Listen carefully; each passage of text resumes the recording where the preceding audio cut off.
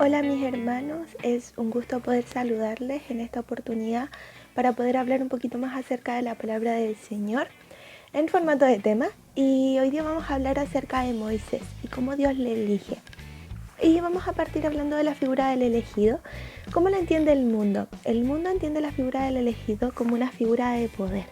Una figura que tiene, ya sea físico, mental, tiene más magia o como sea, tiene un grado de consideración mayor con respecto al resto de la gente, básicamente porque es más poderoso y por lo tanto es la única persona capaz de salvarles, de encontrar la solución que ellos necesitan, ya sea enfrentándose al villano, sea enfrentándose a las circunstancias externas, lo que sea, pero él los salva.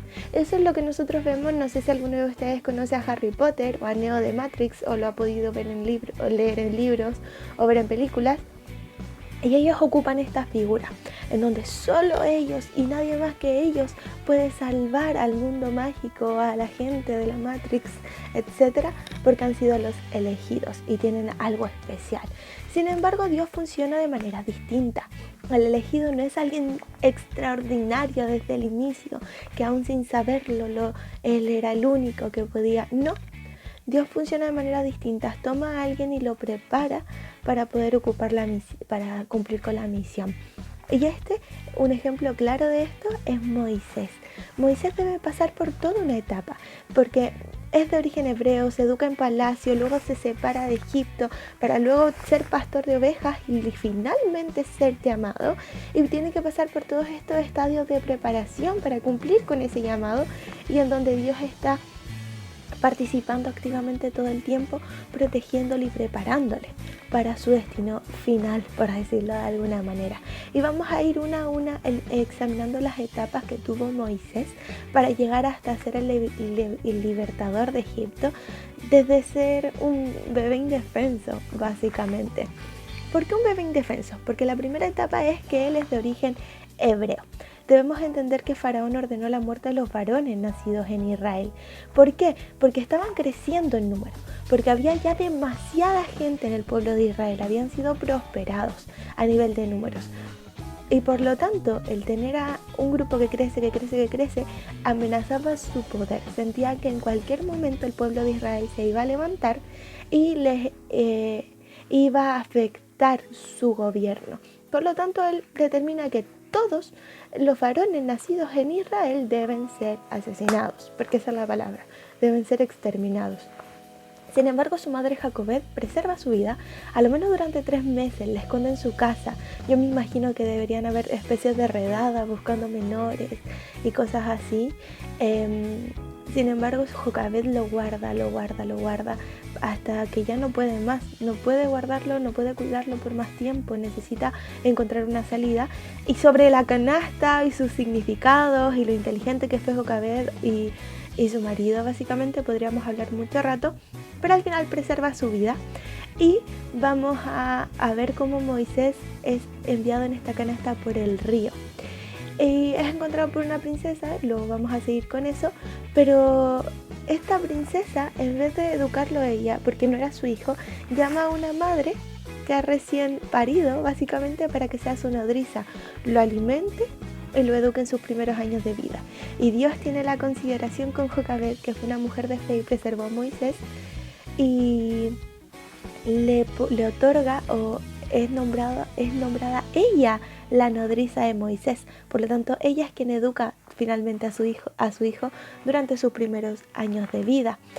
Es relevante acá 3 figuras quiero destacar. Primero, la figura de José, porque el pueblo de Israel vivió en tranquilidad mientras el faraón recordaba la figura de Moisés. O sea, de José. Solo una vez que el faraón no conocía a José, no conocía su historia, el pueblo de Israel pasó peligro en Egipto y ya dejó de vivir en prosperidad y en tranquilidad. ¿Y qué me dice eso? De que una figura cristiana, una figura, un hombre de Dios influyente, es capaz de preservar o de generar una estela tal, de generar un ambiente de paz y tranquilidad a su alrededor. Su ejemplo era tan potente y tan influyente que le otorgó paz y tranquilidad a su pueblo durante mucho, mucho tiempo. Pero solo una vez que esto se acaba, hay dos figuras más que a mí me parecen potentísimas y que de repente no las tocan mucho, no se habla mucho de ellas, que son Sifra y Fuá, que son las parteras de Israel, aquellas mujeres que por temor a Jehová no eliminaban a los niños, no los dejaban morir, y decían que las mujeres de Israel eran demasiado fuertes y que los niños igual nacían, y por lo tanto ellas también fueron un puntal importante. Ahora, en este punto quiero detenerme medio segundo, vamos a seguir avanzando, lo prometo, acerca de lo importante que es contrastar las normas bíblicas con las normas seculares. Si bien estamos llamados a ser obedientes con nuestras normas seculares, siempre ante un conflicto entre las normas de Dios y las normas seculares, debemos privilegiar sin dudar a las normas divinas, que fueron lo que hicieron Sifra y Fuá. Ahora, la segunda etapa que encontramos es la formación de palacio. De la canasta, Moisés llega a los brazos de la princesa egipcia. Esta lo adopta y elige a Jocabet como nodriza, que era lo que ya habíamos mencionado. Pero esto permitió que Moisés tuviera una formación distinta. Si bien tenía una formación hebrea de cuna a través de Jocabed y la consideración que él tenía con su pueblo, también fue muy importante que él tuviera acceso a palacio, a cómo se movía el gobierno de Egipto y también acceso a la gente que vivía en palacio, que le permitió después llegar a ellos y entrar a palacio y conversar con ellos, porque un hebreo cualquiera no lo habría podido lograr. Además, adquiere mentalidad de príncipe, de gobierno, de gobernador y no únicamente de un esclavo, que fue lo que hubiera sido lo que hubiera pasado si se hubiera quedado únicamente con Jocabed y no hubiese llegado a palacio.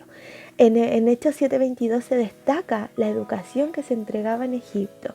Era una de las más grandes y era uno de los imperios más grandes y contribuía a hacerle poderoso en palabras y hechos, como decía Hechos 7:22, y además le quitaba ese espíritu cobarde y servil, también lo que habíamos mencionado, del esclavo. Él tenía autoridad, él lo sentía de esta manera porque había sido educado bajo un criterio de autoridad. Y luego tenemos que se separa de Egipto. Tenemos formación hebrea, tenemos formación de Egipto. Para poder realmente llegar a ser el libertador de Israel, debe separarse de esta educación de Egipto, conservar lo que le enriqueció, sí, pero sí separarse de sus normas, de su gobierno, del poder que Egipto tenía sobre él. Y esto se hizo a través de un acto de violencia que él vio y entró en defensa. Tampoco quiero profundizar mucho más allá, pero entró en defensa del hebreo. Ahora, había una primera, la formación inicial de Jocabed había tenido esa influencia de que él se sentía conectado con el pueblo de Israel, pero además esa primera fase de formación, tanto hebrea como egipcia, no la hacía estar listo para ser el libertador de Israel, porque él utilizaba la violencia como forma de liberación. Entonces llegaba a ser prepotente y llegaba a ser inclusive arrogante, y en algunos de estos pasajes se le cuestiona y le dice: ¿quién te ha puesto a ti como príncipe y juez sobre nosotros? O sea, ¿quién te ha dado la autoridad? Por lo tanto, él no tenía autoridad, básicamente. Él tenía la preparación a nivel de gobierno y a nivel de conexión con Israel, pero no tenía todavía autoridad ninguna para ser el libertador de ellos. Y es así como debe huir y como llega a la tierra de Madián. Y en Madián nuevamente se encuentra defendiendo gente, o sea, en realidad tenía como ese espíritu ya internalizado. Defiende a un grupo de hijas del sacerdote que estaban siendo violentadas por pastores. En agradecimiento, el sacerdote le entrega a Séfora, una de sus hijas, por esposa.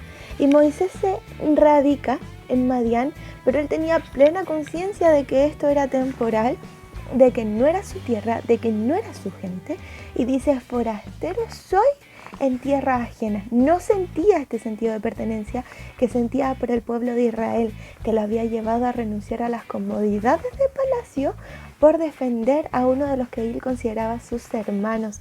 Ahora, además de eso, durante este tiempo de pastoreo, entendió muchas otras lecciones, básicamente cosas como paciencia o cómo tratar cómo tratar con gente, básicamente, porque si bien estaba pastoreando ovejas, no solo necesitan a alguien violento que venga, que las arrebate de las manos del lobo y ya está, no, necesitan cuidado, necesitan protección. Igualmente el pueblo de Israel, y Dios lo sabía, y Dios prepara también a Moisés en ese aspecto.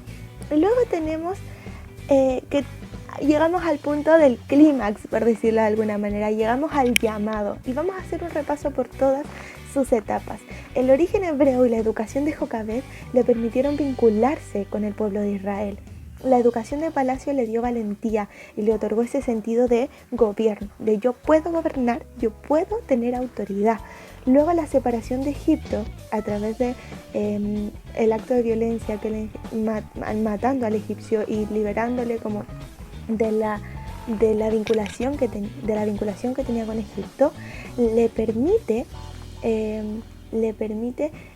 sentirse más vinculado a Israel y poder enfrentarse a Egipto sin sentir esa culpabilidad o esa conexión, básicamente, porque ya no tiene manera de volver, sino es únicamente como el libertador de Israel. No sé si lo entienden de la misma manera. Luego la paciencia y pastoreo le otorgan otro aspecto. Un líder no solo debe ser defensor férreo y apasionado de sus ovejas, sino que también debe ser el protector, el cuidador, el proveedor de ellas. Así que todo eso se le otorga al pastoreo. Y luego llegamos al llamado, en donde la zarza ardiente no le aterra porque tenía una formación valiente y empoderada de palacio, pero al enfrentarse a la presencia de Dios tampoco es un desconocido porque tenía una formación importante a través de Jocabed hebrea. Y por lo tanto en ese punto, cuando se le otorga esta misión, él dice, heme aquí, evidentemente con ciertas implicancias o dudas que ya vamos a pasar a ver, pero él acepta porque toda su formación anterior le ha llevado a un punto en donde era lo correcto y se sentía correcto, básicamente, porque todo lo que había vivido lo había llevado hasta ese punto de inflexión en donde era sí por sí, porque era él y solo él, pero después de todo lo que Dios había hecho con él, básicamente la persona llamada y escogida para ser el libertador de Israel. Y luego tenemos las dudas de Moisés, porque si bien dijo que sí y aceptó la misión, tenía una serie de dudas. Respondió con diversas excusas a lo que Dios le estaba ofreciendo, le estaba ordenando básicamente. La primera es lo que le dicen en Éxodo 3:11. Le dice, ¿quién soy yo para enfrentarme a Faraón? Él tenía formación de palacio, sabía cómo de importante y de potente era la figura de Faraón, conocía el carácter de Faraón, se había criado con él básicamente. Entonces él sabía lo que eso significaba. Y aquí Dios le dice, yo estaré contigo. Esto no era una lucha de Moisés versus Faraón, probando quién tenía mayor preparación, quién tenía mayor intelecto, quién tenía más poder, más fuerza. Esto era una lucha de Dios, de Jehová versus el Faraón. Y tuvo que aprender a que su confianza no debía estar en sí mismo. Él no era quien debía ir con espada a matar a todos los egipcios para libertar a Israel. Dios tiene otras maneras de obrar. Y para Dios no solamente es importante el fondo, para Dios el fin no justifica los medios. Él tiene los fines específicos, cómo debe obrarse y nosotros debemos sujetarnos a su voluntad y no a la nuestra. Ahora, le dio una señal de que lo iba a respaldar. Y los israelitas iban a terminar adorando a Dios en el mismo sitio donde estaba en ese momento Moisés, en el monte Sinaí. Y luego debemos entender que también es bueno que el obrero cristiano comprenda sus limitaciones para darse cuenta que el poder es de Dios. Si bien nosotros decimos, ay Moisés, que cómo tantas dudas, el que nosotros sepamos nuestras propias limitaciones nos ayuda a ser honestos delante de los propósitos de Dios y a saber que estamos dependiendo únicamente de Él y a confiar en su poder y su grandeza y no en nosotros mismos. Pero tampoco debe ser una excusa, porque si confiamos en Dios lo suficiente, lograríamos entender de que Dios puede suplir cualquier falta o necesidad. La segunda excusa que él coloca es que los israelitas no iban a creer que él era el mensajero de Dios. Y le concede 3 señales Jehová. Primero, la serpiente. La serpiente formaba una parte de la corona de los faraones y era un símbolo de poder. Y el que la vara se transformara en serpiente le iba a otorgar ese sentido de autoridad y de poder también. Ahora, la lepra. La lepra era considerada por los hebreos como señal del juicio de Dios. Así que también era importante saber que él pudiera ser limpiado de la lepra. También hablaba de un respaldo de parte de Dios y de dignificación, básicamente. Y luego tenemos el agua, que representaba el río Nilo, y que el río Nilo era uno de los dioses de Egipto. Sabemos que Egipto era politeísta, y cuando se llega a hablar de las plagas de Egipto también se podría llegar a hablar de los dioses de ellos, pero era fuente de la vida y del poder de Egipto. Egipto estaba a la ribera del río Nilo, y todo lo que ellos podían obtener y todo el poder que habían alcanzado estaba basado en su buena ubicación al lado de este río. Por lo tanto, el afectar el río Nilo y convertirlo también significaba que también le estaba dando autoridad sobre su poder. Así que todas estas tres señales tenían un trasfondo. Y lo último que Moisés declara es que no tiene facilidad de palabra.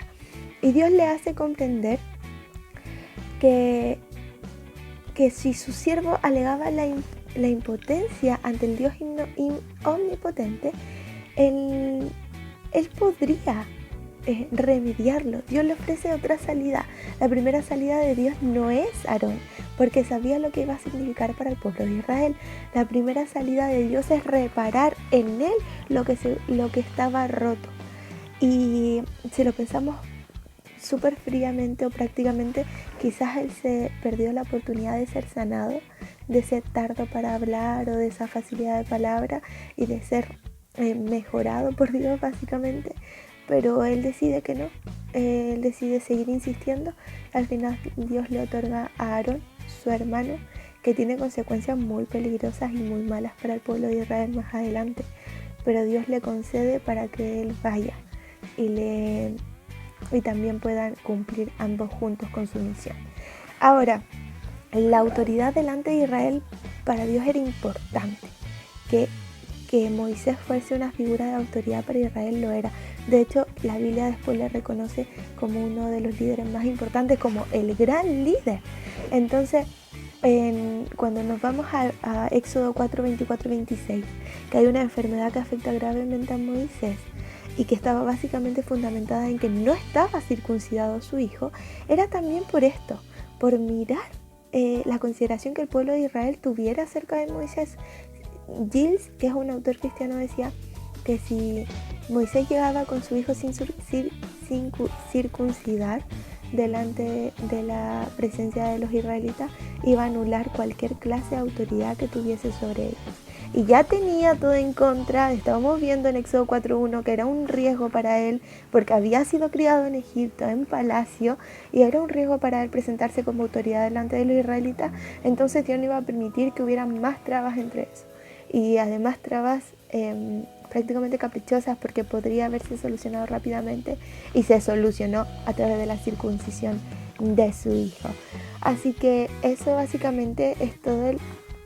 Ya luego de eso, de que Dios repara todas estas inquietudes de Moisés, Moisés le avisa a Yetro que es tiempo de volver a su tierra, toma a su mujer, a su hijo y se lo lleva, y ya podemos empezar a hablar de la liberación propiamente tal de Israel, en donde una parte muy importante es Moisés.